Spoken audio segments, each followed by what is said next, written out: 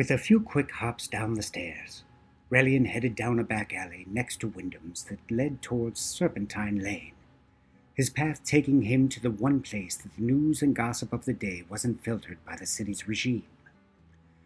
The drunken chemist had held the corner of High Street and Serpentine Lane for centuries, and though Old Man Pope was long dead, his offspring had done an excellent job of continuing the tradition of just one more is never enough.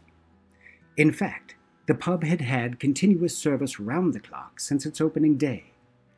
Relian could only remember once when a fire had broken out, when the drinks had stopped flowing.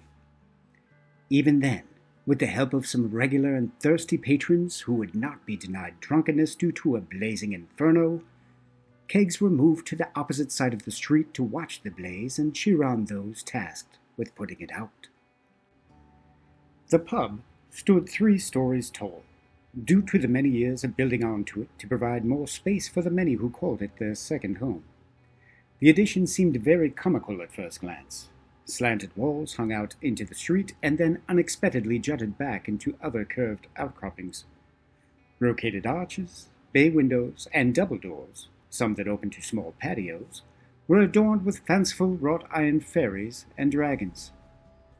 The craftsmanship that made up much of the exterior, though slightly askew, was the finest in the city, probably due to the fact that some of the finest craftsmen and artisans of the ages had contributed to the spectacle before Relian, their handiwork mostly traded out for some past-due bar tab or other nefarious dealings.